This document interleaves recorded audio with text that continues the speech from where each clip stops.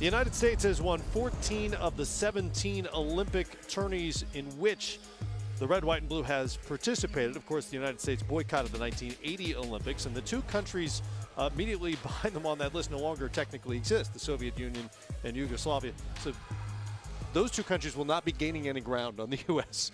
Ever again. Argentina, obviously, the other one back in 2004, and it was that loss that led to Jerry Colangelo taking over this program a year later and bringing in Mike Krzyzewski, and the managing director of USA Basketball is with us here in Las Vegas. Good to have you with us once again. Thank you.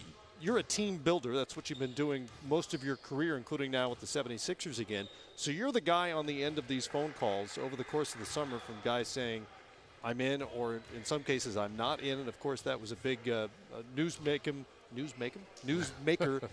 item over the summers. Yes. Who is not playing this summer? Yes. What's going through your head as you start to hear from the likes of LeBron James and Steph Curry, et cetera, about not being there? Does it immediately turn to, okay, well, we've got to slide this guy here, move this guy here, we need more of this, less of this? Well, all of the above.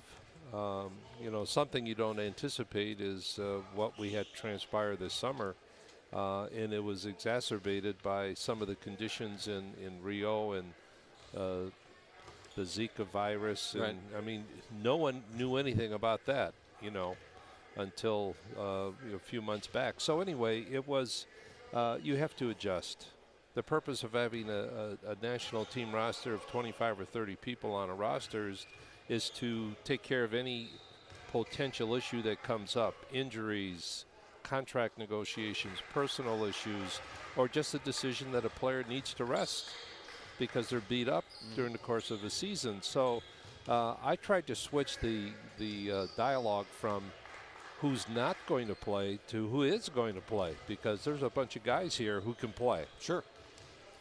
Jerry, we talk about these guys, and you have a lot of new faces to USA Basketball. And obviously what you have done over the last 10, 11 years, along with Coach K, building a culture. How do you accelerate that for these guys in terms of learning and understanding what you guys have built over these last 10, 11 years? Well, actually, Coach and I have talked about that, and each quad has been something different, just a different thing we have to address and feel, and it's kind of exhilarating just to have to redo the whole thing again in some ways. So it's a combination of players who have had experience, a couple of gold medalists, Olympic gold medalists, 4 World Cup gold medalists, some new faces, but they're all the kinds of people, character-wise, that it's going to be easy to blend. It's a matter of them spending the more time they could play together, practice, bond, all of that. We're going to be fine. We're going to be ready, and I anticipate that this is going to be a terrific team. I really believe that. And it's not about comparisons, about who could have been, what might have been. That's yesterday's news. We're concentrating on the guys who have committed themselves. They're here to represent their country. They're excited about it, and we're excited to have them. Jerry, to just what Grant said about the culture you built, I would love for you to talk about a guy who I think has given such a commitment, Carmelo Anthony. Absolutely. To each quad coming back, and how important it is and how special it is to have a guy like that that can lead some of these new faces. Ironically, he was the first player that I visited with back in 05. And it just happened to fall that way. I was in Washington, D.C. His team he was with Denver at the time, and we had breakfast together, and that was the first player that committed almost on the spot. But it was a situation where I told him I'd watch him during the course of the year, and he called me 3 times during the course of the year.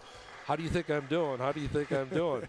And to see him still here, still contributing, he's a real pro. He actually excels in the international game, as evidenced by his numbers in the various Olympic games. So it's great to have him here. Jerry, Smitty and I are old enough to remember in 2004, a lot of the players did not want to participate. And now you've changed that. I'd be remiss if I didn't talk about the select team. Yes. And the fact that you have, I believe, 25 young, up-and-coming potential Olympic players down the road here. But just talk about bringing these young guys in and how that's been through the years in terms of evaluating these guys and bringing them into the USA basketball. Well, it's another step. You know, many of the players here have played for us 16, 17, 18-year-old junior teams. They've won gold medals. So they're indoctrinated. This is yet another step, the select team, and they look forward to it because they know, and as I told them and reminded them a couple of nights ago, you know, from this group will be players who are going to represent us going forward in 19 and 20 in the World Cup and in the Olympics. So it's exciting for them, but, you know, it's pretty evident to me.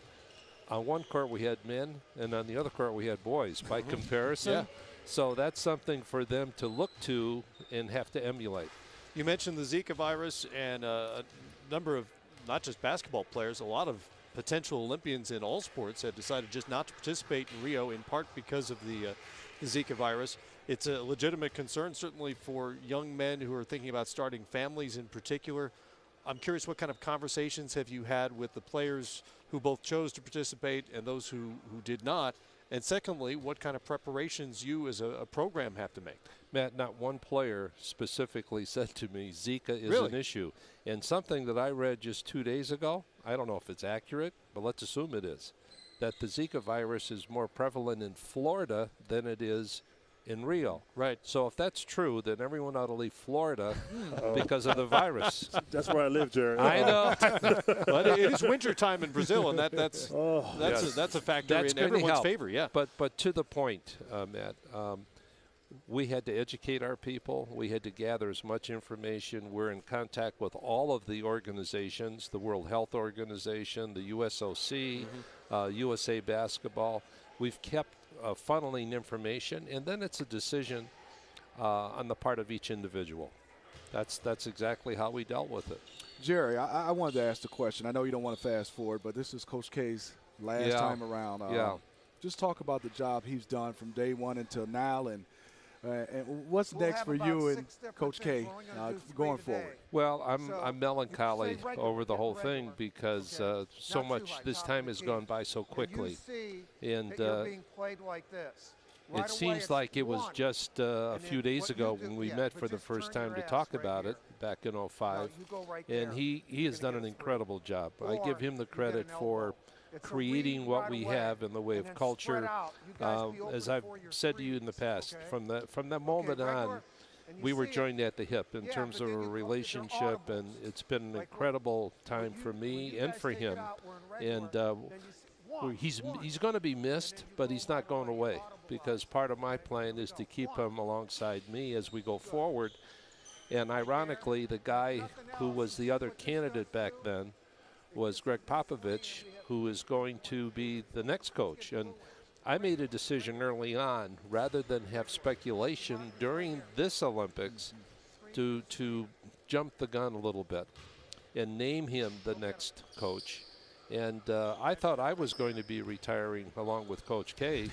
And then Popovich threw me a curveball, and he says, I'll do it, but there's one condition. And I said, what's that? He says, you stay. If you stay, I'll do it. And I didn't have a choice. Well, you keep taking on new jobs anyway, right? I mean, I don't have anything else to do. So. Appreciate you stopping by. Okay, guys. Continued good luck. Thank you, Jerry. Congratulations on the wild success this